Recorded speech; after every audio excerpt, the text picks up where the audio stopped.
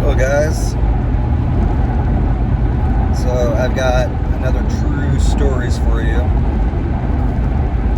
This one goes back quite a few years. How many years? I'm not for certain, but I was a younger man, we'll just say, and those were definitely in my experimental days where I was messing around with all sorts of hallucinogens and everything else. I'm not proud of it, but at the same time, I'm not ashamed of it. I've learned quite a bit, but the fact of the matter is, there's some people out there who utilize hallucinogens, well, A, as a party drug, but B, a lot of people use it as a crutch because after a while, they feel that they don't get the results sober that they think that they do while they're under the influence of hallucinogens. So you gotta understand that no matter what, when you start playing with psychedelics and hallucinogens and things like that, your mind is under a ton of suggestion. In half a mile, keep left to continue on I-465 West, I-74. And most of that suggestion, of course, is what you want to think about yourself, what you want to see. So you're projecting a whole lot from inside into your environment, and sometimes you convince yourself into believing things that are happening that may not be happening, especially not the way that you may think it is. And I've seen a whole lot of people go off the rails, especially with hallucinogens, and I even witnessed firsthand, we're not going to name any names, but while we were at a retreat, one of these so-called teachers kept using hallucinogens and making his students use hallucinogens as well. And the students started picking up on a pattern, and the pattern was that they never experienced anything while they were sober, and the only time that they ever experienced anything at all with this particular teacher was while they were under the influence. And that's the thing too, is the teacher can also, or the person who believes themselves to be in charge, can also interject thoughts into people's minds and make them see what they want them to see. So that's something that you got to keep in mind, is that if you have a person who is prolific and personable and they just have a personality that can either influence or, I don't know, there's a multitude of things here. And so when you have that type of personality, all you have to do is just start implanting suggestions into people's minds, and then voila, all of a sudden you've got a person telling people that they're seeing spirits, seeing ghosts, seeing unicorns, seeing them do magic that isn't even happening. So this is one of the reasons why I always tell all of my students that I believe that it is much better for you to be entirely sober while you're doing your stuff and getting results than playing with substances that can fool you into believing that things are happening that aren't. Well, with that said, that's a good lead into what happened to me some time ago, but at the same time, I'm going to tell you this. I do not believe that what I experienced back then was a projection. I do not believe that it was a figment of the imagination, because the stuff that happened here was very physical and it was intense.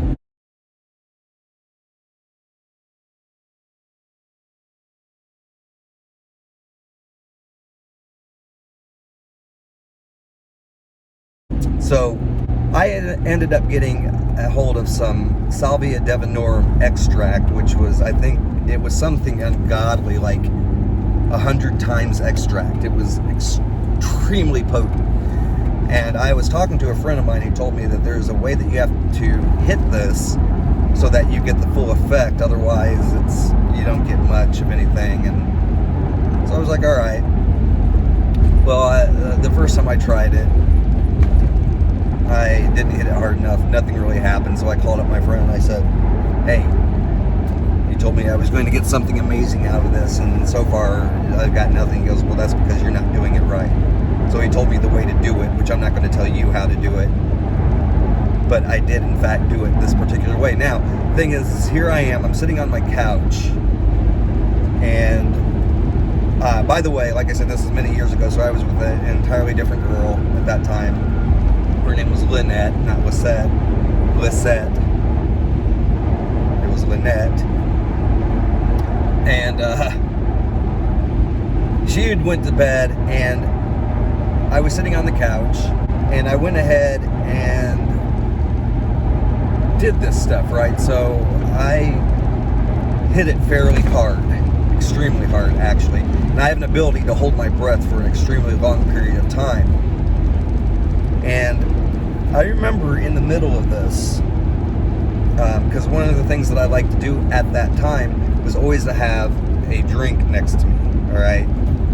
And I've always had this thing where I get dry mouth and cotton mouth and dry throat, you know, ever since I've remembered. And so here I hit this thing, and I was holding my breath, and I made the mistake. In my head, I was like, oh yeah, you forgot to get yourself something to drink, right? And so I made the mistake of standing up, and then as I was walking, I finally exhaled. This was a huge mistake, because I held my breath for an incredible amount of time. Number one, that's bad, especially, it's kind of like a hyperventilation situation. You stand up and then, you can easily pass out, or any number of other things. Well, this stuff went straight into my brain. Now, I had completely forgotten. Here's how this stuff works. Salvia divinorum is a extremely powerful psychedelic. For a long time, it was legal, so I was doing this when it was legal. But an extremely, extremely powerful psychedelic. And once I stood up, once I exhaled, I completely forgot that I had taken a drug, period. Okay, completely forgotten it, because the salvia itself knocks you into a whole different dimension. Now, what's interesting is for a second I was still walking into the kitchen, and then the next thing that happened is I watched my surroundings completely change. Where, there was no more living room, there was no more kitchen, there was no more hallway of me walking from one point and going to the next. This place changed up on me in a way that, I cannot even fully describe. I remember what appeared to be light streams coming from the ground, and they start going up. So, standard matrix stuff, but most of it was vertical. At first there were no horizontal. Everything was just going straight up. And I started looking at the light streams. And so as I'm looking at these light streams, and it feels like I'm in maybe a box, just a big square room, and what I'm seeing are light streams coming up, and they're about so big, but then I start seeing pin needle like ones going up too. And so I start to look around, and I'm really just like, whoa, what is going on? And I remember at first saying, what is this? And this started repeating. I started repeating this over and over again, actually, which I'll get to in a second. So I'm watching these light streams come up, and the next thing is I'm seeing all these needle-like ones come in. But then, this is where things get really crazy. I start to feel, first I remember I watched them come up, and I watched them go through my hand. So I'm sitting there looking at my hand, and I watch them start to go through, but next thing that happens, I'm feeling them. I feel what feels like red hot cables, like real cables that are going through my hand. Then I start to feel them go through my wrist, and then I start to feel it come through my body, and I start to freak out. Like, I'm really feeling this, and then I start to feel them coil and starting to wrap around me really fast. And for some reason, the image, and I remember this so well, of the movie Hellraiser came into my mind. when all those things come in and then they wrap around the people and then they pull them apart. Well, I remember thinking that for a second, but then the stuff started coming through me so quick and so fast. I mean, it was as if they're whipping through me at light speed. And the next thing that happens is I feel as if I'm not only impaled, but being held up by these things. And they started swaying from side to side, so my body started doing the same thing, okay? As this is happening, and this is where things got really freaky and really strange. I remember feeling like I was impaled and up and being held together by billions upon billions of these light strings and cables. And I start to look around in my surroundings and I see what appears to be a bunch of scientists, but they were aliens. So a bunch of alien scientists, and they had all these same types of suits on, but they were all different types of breed of quote-unquote aliens. So I saw like the Greys, I saw what we think of as human beings. I saw ones that looked like praying mantises. I saw ones that there's just no way of describing, but they're all very calm, and they appeared to be on the opposite side of the room. Okay, so I'm in this room, but they appear to be on the opposite side, so I'm seeing them through what I would consider to be windows. And they're literally all taking notes. They're looking up and looking down, and they have absolutely no feeling about what it is they're seeing. Now, this is when it kind of sent me into panic mode, because I was already feeling these things impaling going through my body, and it was so fine-tuned. Like I said, there were ones that they just looked like needles. They were so tiny, and all this stuff I can feel like coiled through every square inch of my body. And so I start to ask again, what is this? And I'm looking around to the best of my ability, but I can't move my head, so to speak. I'm doing it with my eyes, but I can even feel these light things going through my eyes. It was extremely painful, extremely real. And right about this particular time, just so you know, my girlfriend Lynette has awakened. She heard me in the other room, and she heard me sitting there saying over and over again, what is this? What is this? And she heard me getting more and more panicked. Well, by this point, she's walked from her bedroom and now is seeing me. By the way, my body was arched backwards.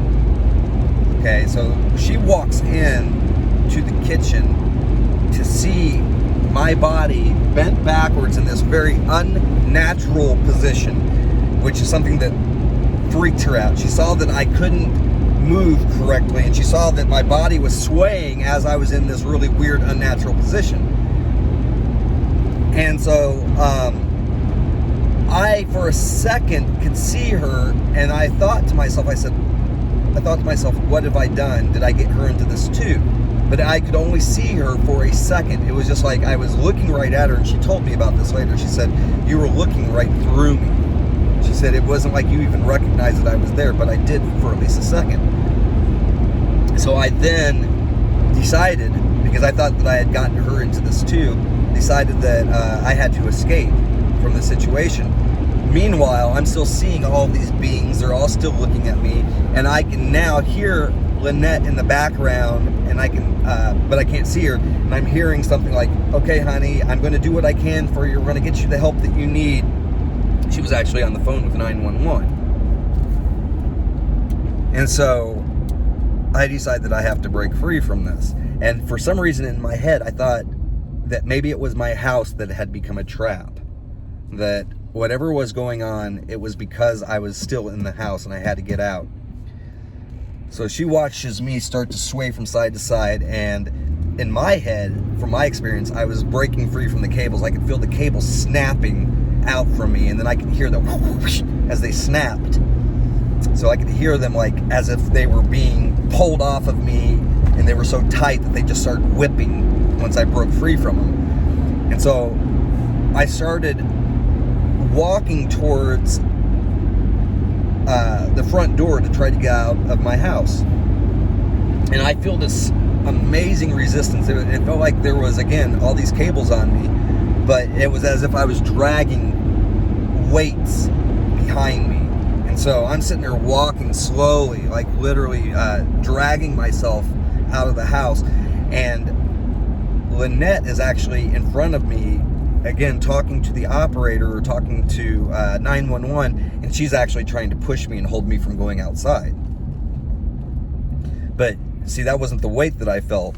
Otherwise, I would have felt the pressure of her, but I never registered her hands or anything on me. So as I'm walking, and I finally start to see in a semblance of what the front door is, okay? And I know the direction that I'm heading is towards the front door, even though I can't really see it per se, but I'm starting to get a little recognition. And I'm still watching what appears to be, again, these scientists just watching everything that I'm doing, but doing nothing, having absolutely no emotional response. And so I finally get to the door, and I feel, again, I can feel the resistance behind me, but at this point I am feeling something like grabbing a hold of me, which is, of course, Lynette.